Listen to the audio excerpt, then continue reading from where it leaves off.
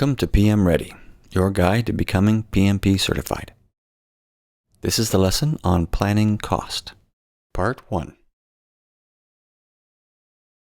In this lesson, we'll cover planning how to manage costs for your project, estimating costs, including analogous, parametric, bottom-up, and three-point estimating techniques, as well as measuring or estimating the cost of quality.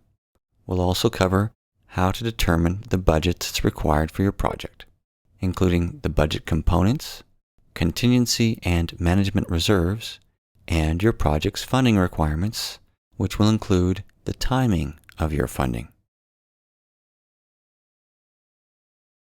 A couple of key points to remember when you're considering cost management are that you need to consider your operating costs as well as your project costs, and that different stakeholders will measure project costs in different ways and at different times.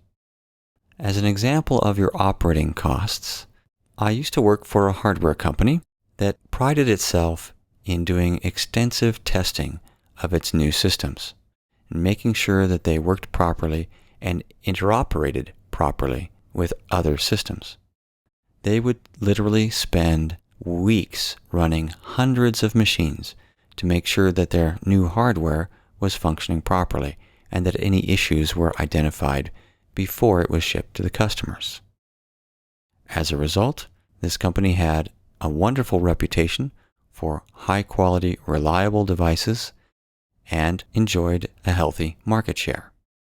This is an example of spending more money up front on projects that cost more to implement, but that reduce your operating costs because maintenance and support of these devices was much lower than it otherwise would have been. You could find that you can reduce costs on your project by skimping or cutting corners in some of these areas, but it will typically increase your operating costs as a result. So as you plan your projects, you should look beyond just the project budget at what the total cost of what you're doing is going to be. As an example of different stakeholders measuring costs differently, consider that some stakeholders will measure direct project costs and others will want to apply indirect costs to your project as well. This is just one example of how they might measure project costs differently. They may also measure costs at different times. Some stakeholders will account for and measure the costs when the decision is made to spend the money. Others, when the funding is approved. Others will measure it when the order is placed. Others will measure these costs when delivery is made. And yet others will measure these costs when payment is made. These time frames can span several months and can cross year boundaries and fiscal year boundaries. As you can see, stakeholders can measure project costs in different ways and at different times. And you should be aware of this as you're working with and engaging your stakeholders. Planning your project costs is part of the planning process group and the cost management knowledge area, and includes three processes: plan cost management, estimate costs, and determine budget. The main outputs are the cost management plan from plan cost management. Estimate costs has two primary outputs that go together: cost estimates and the basis of estimates. And your determine budget process has as its principal outputs the cost baseline and your project funding requirements. There are, of course, other secondary outputs, but these are the main ones to focus on that will help you to remember these processes and how they work together. Your cost management plan describes how your project costs will be planned, structured, and controlled. It includes everything about how you're going to figure out and predict or estimate your costs, how you're going to organize and structure them in your project, and how you're going to manage, monitor, and control these costs throughout the life cycle of the project.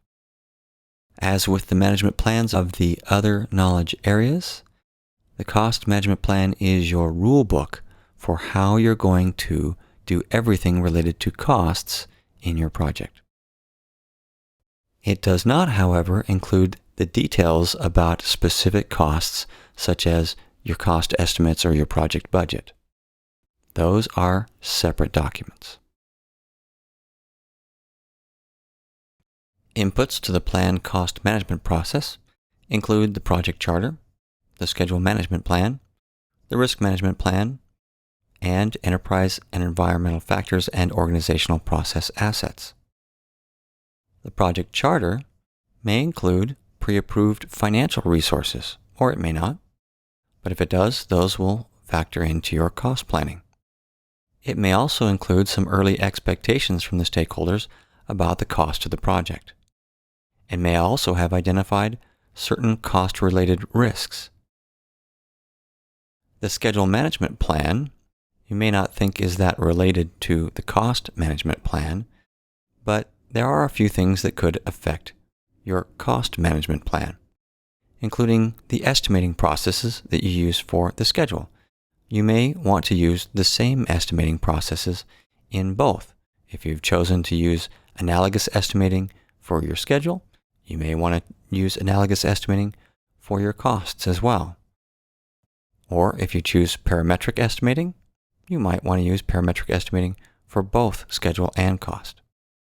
Or you may not, but it's at least worth understanding the estimating processes that were used for the schedule and determining whether or not those can or should affect your cost management plan.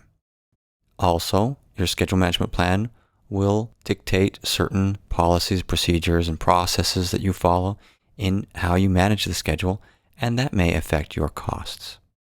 Your risk management plan has all sorts of information about how you're going to manage cost-related risks. So, for example, you might have a policy that in order to manage risk, you're going to include a certain buffer on all of your schedule and cost estimates. Decisions like that are in your risk management plan need to inform your cost management plan. And then we have some enterprise environmental factors and organizational process assets to review. Enterprise environmental factors that can affect your plan cost management process start with organizational culture and structure, which of course affects just about everything, especially in planning.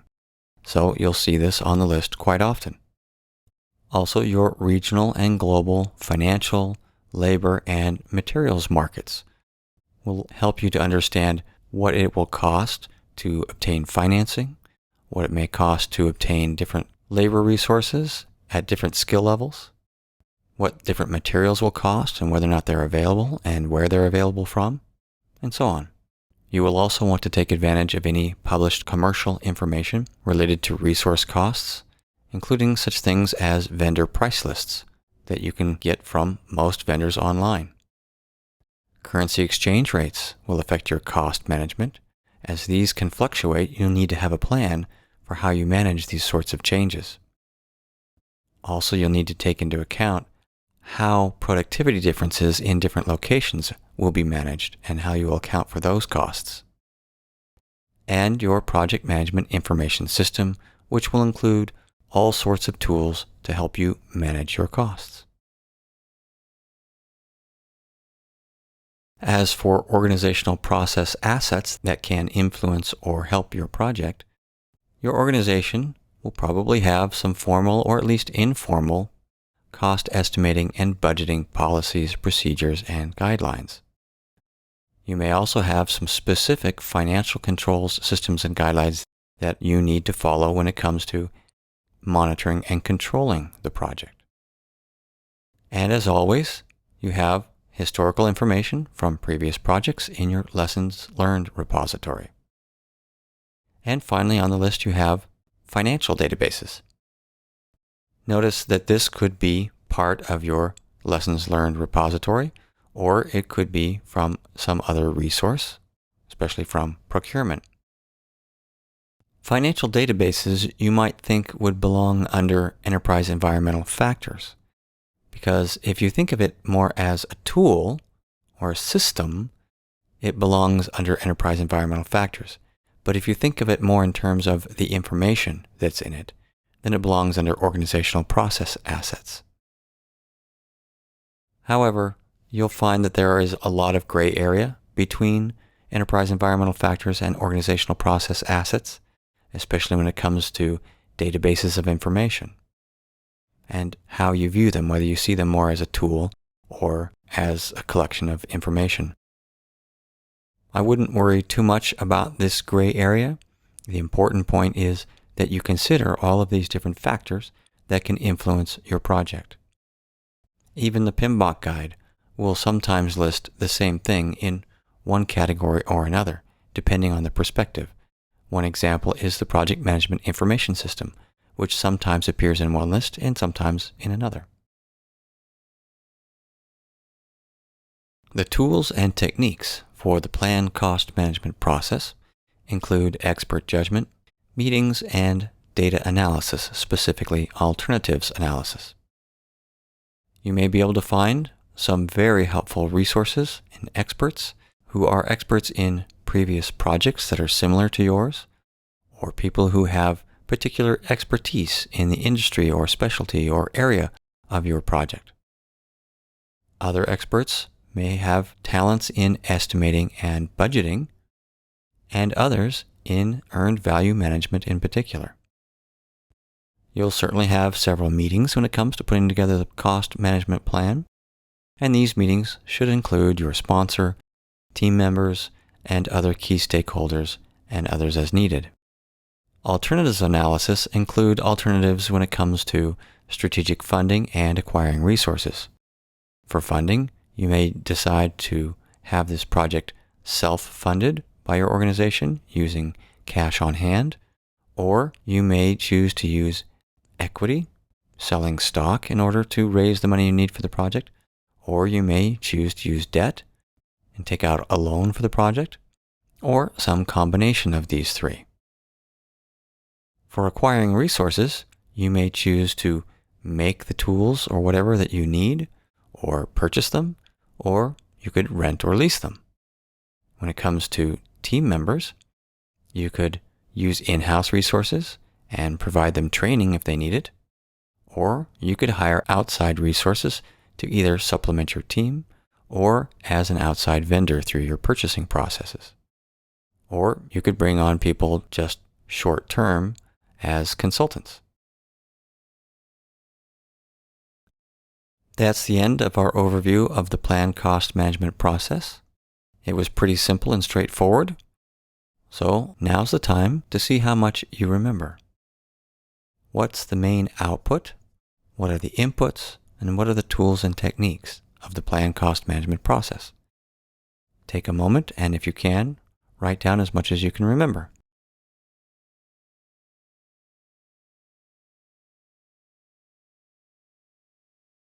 There is only one output, and that is the cost management plan. That keeps things simple. Inputs are relatively short as well. The project charter, because it can have useful high-level information, including expectations of cost or pre-approved resources. Your schedule management plan and your risk management plan, both of which can have processes and policies that can affect your cost planning. Also, some enterprise environmental factors and organizational process assets as usual. Your tools and techniques are just these three: expert judgment, some meetings, and in those meetings and elsewhere, you'll need to make some decisions between different alternatives. And now we come to the second process in planning your costs. It is known as the estimate costs process. The main outputs of this process are your cost estimates, and as always, you need a basis of estimates to go along with your cost estimates. So these outputs are pretty easy to remember. Some of the key concepts that you should remember when it comes to estimating costs are that you need to consider many different alternatives and the trade-offs and risks in those alternatives. Try to think outside the box and more broadly about your different alternatives when it comes to costs and resources and funding and so on, and not get too focused on just one way of doing things. You should at least consider whether you're going to buy, build, lease, or even share resources with another department or other companies and form limited partnerships and acquire the resources in other different ways, and how this could affect your costs and help you to save money and still get the project done. Here we also introduce the idea of ranges of cost estimates. These ranges apply to schedule estimates and other estimates as well. There's this concept of a rough order of magnitude. And different organizations will have different ranges for this, but the PMBOK guide identifies this range as most typical for a rough order of magnitude, meaning that when you come up with an estimate, if it's a rough order of magnitude estimate, it could be either 25% less or 75% more than your estimate. As you move along in your planning and refine your estimates more and more with the more information you can obtain, you should be able to refine these estimates further and further until you reach the point where you have what are known as final estimates that should typically have a range of -5% to +10%. Again, different organizations will have different ranges, and they may have other levels in between a rough order of magnitude and final estimates with specific acceptable ranges. Your cost management plan should identify what ranges are used in your organization and what is expected and at what point in your planning. The inputs to the estimate costs process include the scope baseline, the project schedule, and the resource requirements. You would expect these because in order to estimate costs, you'll need to have some understanding of what needs to be done, how it's to be done, how long each activity will take, and what the resource requirements are anticipated to be for each of these work packages or activities. The cost management plan is also on the list, of course, because it will specify what estimating methods you should be using, as well as the precision and accuracy that you need to have in your estimates, including things such as confidence levels and ranges in your estimates. Your quality management plan will specify certain activities and resources that are needed for managing and controlling quality, and these can affect your costs. Also, the risk register and the lessons learned register, which may have information about specific risks that could affect your costs, as well as valuable lessons learned from previous projects about how best to plan and estimate your costs. As always, you also have some enterprise environmental factors and organizational process assets.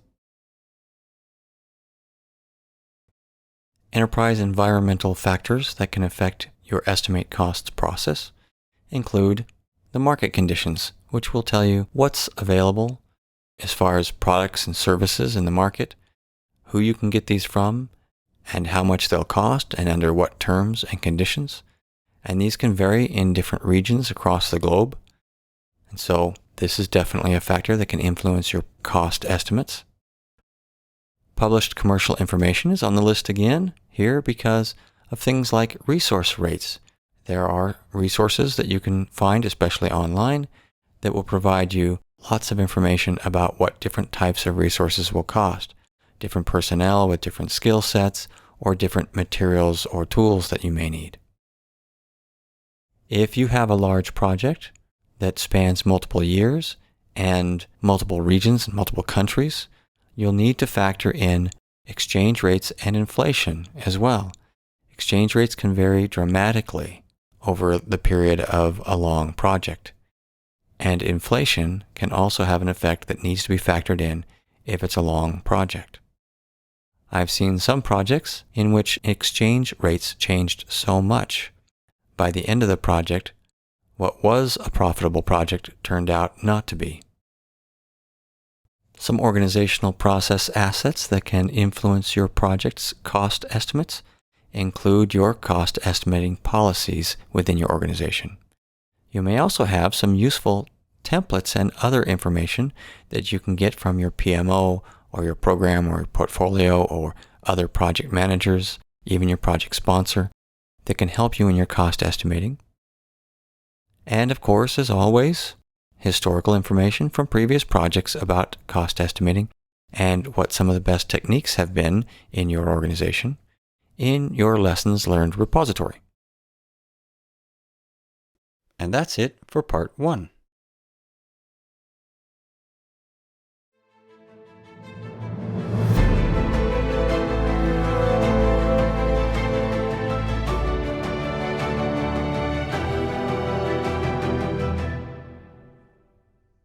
PM Ready is a publication of PM Guaranteed and is based on the Project Management Institute's PMBOK guide.